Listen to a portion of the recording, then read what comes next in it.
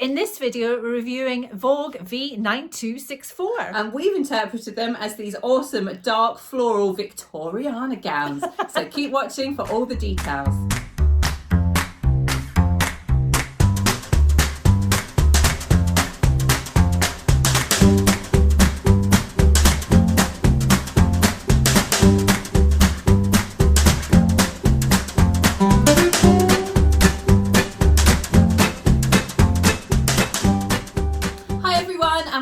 To our channel. I'm Rachel. I'm Nikki, and we're the Stitch Sisters. And we're bringing you another pattern review today, and it's another one of our dresses that we found during our autumn winter pattern picks. Yes. And this is Vogue 9264, which is a high neck, leg of mutton sleeve, or love that puff name. Sleeve.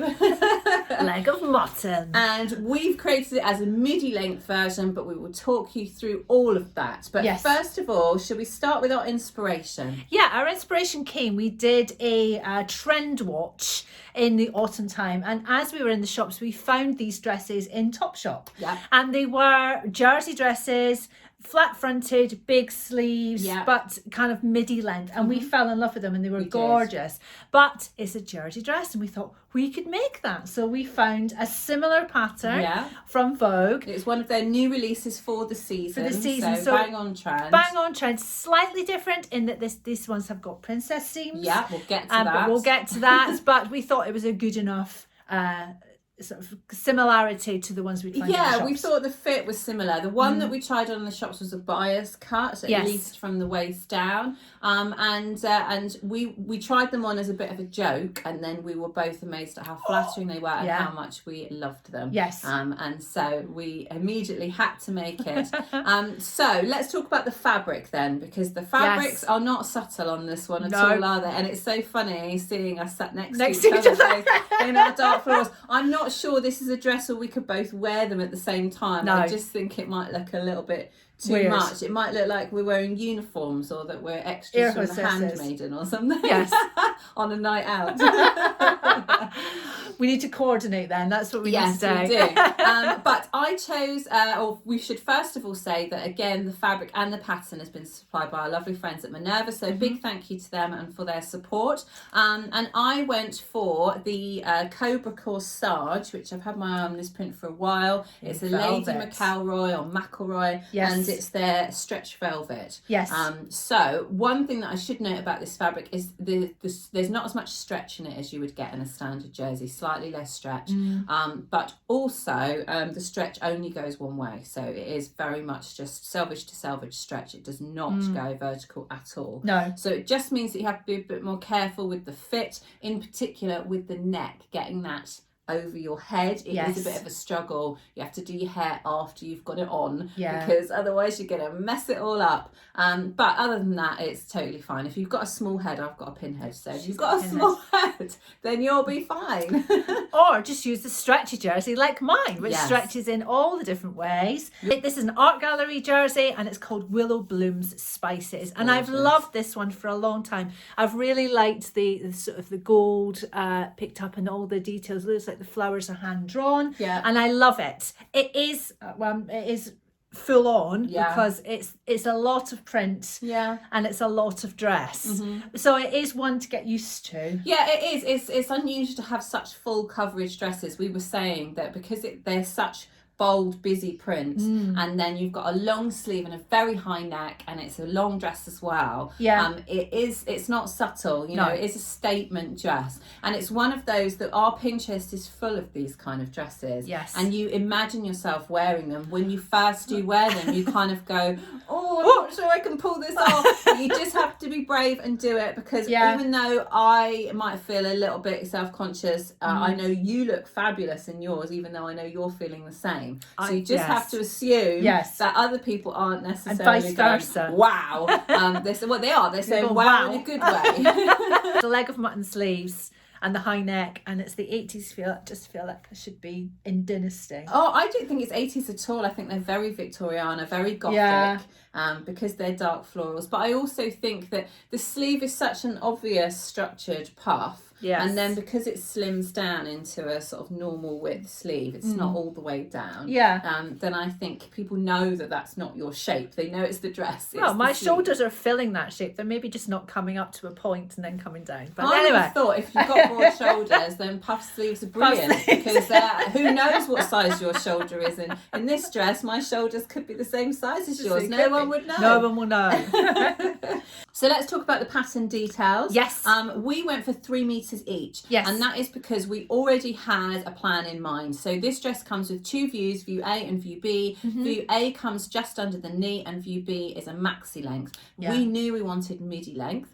The knee length version required 2.4 meters of fabric. The maxi length version required 3.7 meters of fabric. So we took a risk and went in the middle and asked for 3 meters of fabric each, and it was just about right. It was just about right. We knew we were going to take a big chunk off of the maxi length, so we knew we could get away with a little bit less. Yeah, exactly. One thing to bear in mind is that the pattern pieces are very long and they do flare quite a lot. So even though it feels like a lot of fabric, because you've got these skinny princess seam pieces that then go into a big old flare, you actually need a lot more fabric than you might think you do. By the time you've laid, you start off thinking, I'm never going to need this much fabric, and by the time you've laid all the pieces on, you're going, oh yeah, okay, I definitely did. And especially with yours, because we anything that's got a print on it, you don't want to pop them upside down.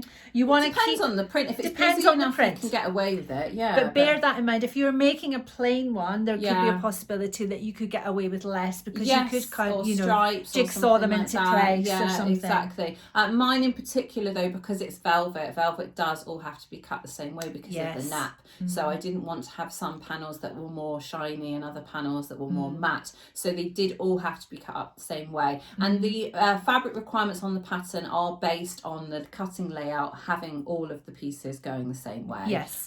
So that is taken into consideration with the amount of fabric that you need, but you could get away with slightly less if you're able to flip the pieces around. Our pieces were too long to fit on the to put on the cross grain, so it wouldn't have been an option for us to go from selvage to selvage instead.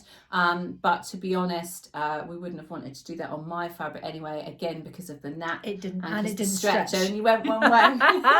So lots of things to take into consideration. And it's also worth, with these kind of fabrics, just testing them. We sewed them up on the overlocker like our previous dress pattern review. If you've not seen that, them are called 7993. Go and check that out.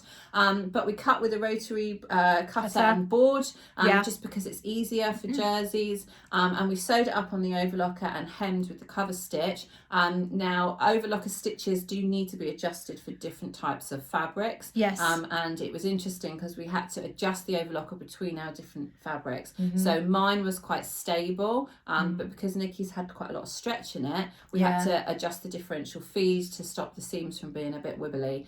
So all of those things need to be taken into consideration. But sewing it on your overlocker, it was super quick. They were both super quick, even though you've got all those princess seams. So let's talk a little bit about the construction, because you do have these big long seams. And one thing that we talked about at the time was that there is only one notch on the whole of the princess seam all the way down. And if you have a really stretchy fabric, then you may want to put additional notches in, just so that you can keep an eye on making sure that it's stretching on both pieces at the same length almost. That you've given yourself lots of reference points where you can check that you're still aligned. Either that or pin it to death. Yes. Because you will find that by the time you get to the end, or you get quite close in, the notch incidentally is 2/3 of the way down. And by the time you've got to that point, if you've got a slight mismatch, if they're no longer in sync, then you've got a very small space in which to make it up. So those kind of things have to be taken into consideration, as well as the fact that you need to make sure that you sew your princess seams from the same direction. So ideally from the top down towards the hem. You can't then flip it over and do it the other way, or you will get twisty seams. And we don't want that. No twisty seams. No twisty mainly seams. because it's a jersey and the fabric is stretching slightly as you sew it. So as far as the actual basics of the construction, it's a fairly simple dress in the sense that once you've got your princess seam pieces together, so there's one piece at the front here, and then you've got your front pieces. And then you've got your side fronts, and then you've got your back, and you've got your side backs. So once you've sewn them together, you've then just got a front of your dress and a back of your dress, and you do the same thing and sew them together at the shoulders and the side seam. seams Yes. like you would do on any jersey dress or two-piece dress. Then you've got this quite high neck, which is just a rectangular band that you fold and then you attach the way you would do any neckband. I folded mine over, by the way, because I don't like it's too high. So I've just folded it over. Yeah, like a polo neck. Like a polo neck. Mini polo neck. A little mini polo neck. But our favourite thing about the dress and the thing that attracted us most to the pattern is the sleeve. And the construction on that is really interesting because it's actually gathered, but there's a big box pleat in the centre. So there's an inverted pleat. And then what you do is you would gather your sleeve head along the whole of the sleeve head. Yes. But with this, the gathering, there's a little bit one side of the pleat and there's a little bit the other side of the pleat. And it's the gather together with the pleat that gives it that nice little poof, which is an interesting construction and not one that I had done before on a sleeve head. So it's really fun. Definitely take your time on that. It's worth getting it just right because it is all about the drama of the sleeve, and jerseys can be slippery and they can be tricky to fiddle with. So in terms of the length on ours, we actually used the pattern B, the View B pattern pieces, which is the full length version, and then we took 10 inches off. So following the same curve of the hemline, we just measured 10 inches up all the way along and we created a new hemline. So it was kind of halfway between A and B, although maybe slightly longer than halfway. Yeah. And that gave us the perfect midi length that we wanted. So we mentioned that in case you want to recreate exactly the same dress that we have, then you're going to want to take 10 inches off of View B. We also went for size 14, which tends to be our standard size in a jersey, commercial pattern. Yeah. We also went for size 14, which tends to be our standard size in commercial patterns, but you need to factor in with this pattern the amount of stretch in your jersey. Yes. So we've both ended up okay because my measurements are slightly smaller at the moment on the top half, but my fabric has less stretch. Whereas yours had more, so it's still the same pattern size. We still get to share, and that makes life a lot easier. But do take into consideration the amount of stretch in your fabric. And then we hemmed with the cover stitch machine, but we wanted to make a bit more of a feature of it, so we decided that we would actually cover stitch on the reverse. So we've got the grid on the front here, rather than. You see it on mine? No, you can see it better on yours. Rather than the twin needle, we wanted it to be visible on the outside, just so that people knew we'd been fancy and we'd cover stitched it. And people can say, "Oh, where did you buy your dress?" Because clearly they can see it's got that with the cover stitch on it. No, nice I made it. That as an extra little detail. But yeah, other than that, it was fairly simple to construct. So a big question is, what are our thoughts overall? Would you make it again? I would make it again. I think I would make a plainer one and nothing quite so dramatic as this one. So I think it would be a very wearable dress in like a denim colour or a black or a grey, just something like a solid colour. That would be nice. I personally don't think it needs the princess seams. No. So I'm not sure that they're adding anything. We made a very similar dress. If you check out the review for the Frances dress, it's a very similar fit. Bodice, at least at the top half. The bottom half flares more, but you could take some of the flare out of it, and it has a very similar neckline on it, and that's the Frances dress by Victory Patterns. The princess seams don't seem to add anything here, because often princess seams on a woven garment makes sense to me because that gives you a much closer fit in the bodice, but with a jersey dress the fabric allows you to get a slightly better fit. So I think it makes the structure or the construction a little bit more complicated than it needs to be. And I'm not sure that it adds anything. It also means that you have to forego pattern matching and that sort of thing, unless you want to spend a lot of time and a lot of fabric on making that work. No, but also I think it's just a design thing with it, because they're looking for that Victoriana look. It's adding more of a design feature to it, and maybe it's just as simple as that. It would give you some interesting options for colour blocking. So you could have your side front pieces and your sleeve in a different colour to the front and the neck and neckband, and that could give you an interesting look. But for me personally, if I made it again, I love the sleeve detail, but I would put this sleeve on the Frances dress, take some of the flare out of it, and not only it would be quicker and simpler, but I think it would probably be better fit as well. Also, the Frances has got various different neck options. It does. So you don't have to have the funnel neck. You can have a scooped neck and a scoop back on it as well. And you can have it as a top or a dress. Yeah, so you can we can mix them up. Yeah, I think I might do that. But one thing that I would definitely use again is the sleeve pattern. And the great thing about this sleeve is I think that you could use it with lots of different patterns, because you would just adjust the amount of gather and the depth of the pleat to fit whatever armhole you want to attach it to.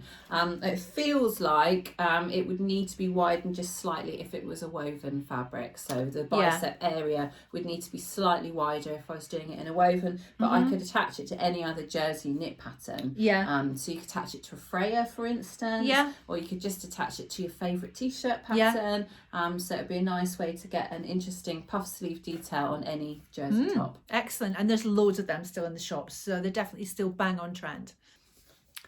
So if we've inspired you to make your own jersey dresses and you need some help along the way, then obviously our online classes are there for you. We would advise you to try out the commercial patterns, and we also use the overlocker class and also the cover stitch class. Those were the three that would come in handy for this kind of make. So that's it for this pattern review. We hope you enjoyed it. We'll be back soon with another video, and here come some prancy pictures. Yay!